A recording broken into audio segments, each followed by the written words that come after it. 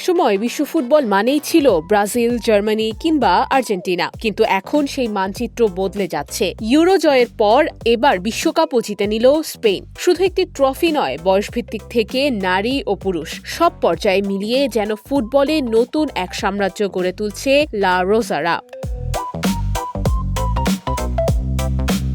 New জার্সির MetLife স্টেডিয়ামে বিশ্বকাপ ফাইনালে আর্জেন্টিনাকে 1-0 গোলে হারিয়ে দ্বিতীয়বারের মতো বিশ্ব চ্যাম্পিয়ন হয়েছে স্পেন। 2010 সালের পর আবারও ইউরো চ্যাম্পিয়ন হওয়ার 2 বছরের মাথায় বিশ্বকাপ জিতল তারা। ইতিহাসে দ্বিতীয়বার এমন কীর্তি গড়ল স্পেন।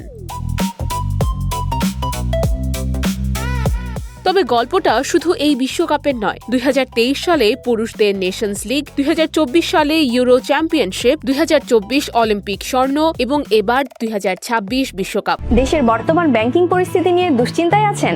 প্রতিটি বিনিয়োগ এখানে পরিকল্পিত, বাস্তব এবং নিরাপদ। কল করুন বা হোয়াটসঅ্যাপ করুন স্ক্রিনে দেয়া নম্বরে।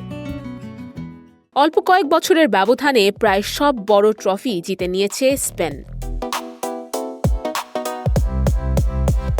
অন্যদিকে নারী ফুটবলেও সমান আধিপত্য। 2023 সালে নারী বিশ্বকাপ, 24 ও 25 নেশনস লিগ সবই এখন স্পেনের দখলে। ফলে ইতিহাসে প্রথম দেশ হিসেবে একই সময়ে পুরুষ ও নারী দুই বিভাগেই বিশ্ব চ্যাম্পিয়নের মর্যাদা ধরে রাখছে স্পেন। শুধু সিনিয়র দল নয়, অনূর্ধ্ব 17, অনূর্ধ্ব 19, অনূর্ধ্ব 20 এবং অলিম্পিক মিলিয়ে গত 5 বছরে স্পেন জিতেছে 16টি আন্তর্জাতিক শিরোপা। এই সাফল্যের বড় কারিগর coach Luis de la Fuente. 2022 সালে দায়িত্ব নেওয়ার সময় অনেকেই প্রশ্ন তুলেছিলেন তার যোগ্যতা নিয়ে, কারণ বড় কোনো ক্লাবের কোচ ছিলেন না তিনি। কিন্তু মাত্র কয়েক বছরের মধ্যেই জিতেছেন নেশনস লিগ, ইউরো এবং বিশ্বকাপ। দে লা ফুয়েন্তের সবচেয়ে বড় শক্তি হল তিনি এই দলের বেশিরভাগ খেলোয়াড়কে বয়সভিত্তিক দল থেকেই তৈরি করেছেন।